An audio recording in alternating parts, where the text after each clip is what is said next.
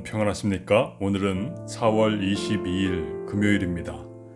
오늘도 주님의 말씀과 함께 기쁨, 감사, 은혜 풍성한 하루 되시기를 바랍니다. 오늘 우리가 함께 묵상할 하나님의 말씀은 에스라 10장 18절입니다. 제사장의 무리 중에 이방 여인을 아내로 맞이한 자는 예수와 자손 중 요사닥의 아들과 그의 형제 마아세야와 엘리에셀과 야립과 그달랴라. 아멘.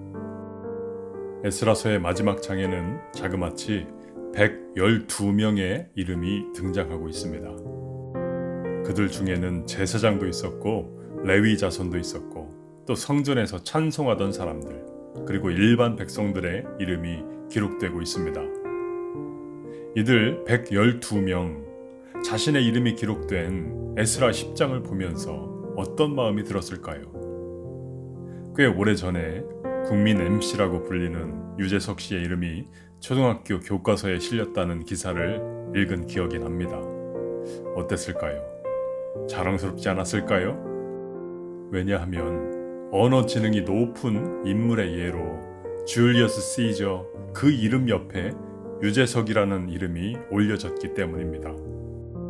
하지만 오늘 본문은 교과서에 실린 자랑스러운 이름들이 아닙니다. 죄인들의 목록입니다. 하나님의 명령을 어겼던 사람들, 이방인과 결혼을 하고 그 문화에 물들고 하나님과 우상 사이에 양다리를 걸치고 살았던 사람들입니다. 좀 전에 말씀드렸죠. 그들 가운데에는 제사장도 있었습니다. 레위 자손도 있었고 성전에서 찬송하고 성전 문을 관리하던 이들이 바로 그 명단에 들어가 있었습니다. 여러분, 이것이 무슨 의미겠습니까? 성전에서 제사를 드릴 때에는 거룩한 척 하다가 집에 돌아가면 하나님과는 전혀 상관없이 살았다는 것입니다. 하지만 그 이름의 끝은 결코 부끄러움이 아니었지요. 왜냐하면 그들은 회개한 사람들이었기 때문입니다. 그들은 다시 하나님께로 돌아온 자들이었습니다. 이 이름에 자부심을 가져도 되는 이유 딱 하나입니다. 하나님께서 그들을 용서해 주셨기 때문입니다. 하나님께서 그들을 자랑스럽게 당신의 백성으로 인정을 해 주셨기 때문입니다. 성경에 기록된 예수님의 12 제자 중에 가룟 유다, 그 이름이 부끄러운 것은 무슨 연유이겠습니까? 그는 끝까지 부끄럽게 살다가 죽었습니다. 그에게는 회개가 없었지요. 하지만 베드로는 달랐습니다. 가룟 유다 못지않은 부끄러운 짓을 했습니다. 3번이나 예수님을 부인했지요. 하지만 베드로는 회개하고 돌아왔습니다. 예수님께서 그를 용서해 주셨습니다. 그 이후 베드로의 삶은 어땠습니까? 평생을 주님을 위해서 살다가 그렇게 아름답게 주님 품에 안겼습니다. 그는 자랑스러운 이름이 되었습니다. 베드로. 여러분, 사실 우리도 에스라 10장에 기록된 이름과 같은 존재들이지요. 저도 여러분도 죄인들이었습니다.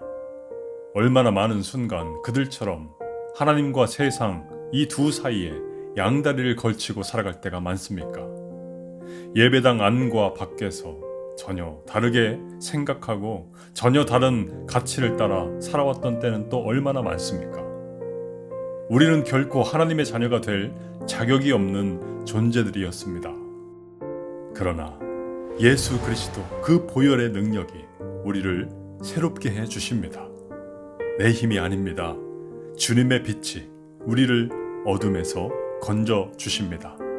주님의 말씀이 오늘도 우리를 능력 있는 삶으로 인도해 주십니다. 오늘 하루 살아가시는 동안에 내 힘이나 사람을 의지하는 것이 아니라 주님 바라보고 주님 주시는 말씀의 힘으로 하나님 나라 백성답게 살아가는 복된 하루 되시기를 주님의 이름으로 축원합니다. 기도하겠습니다.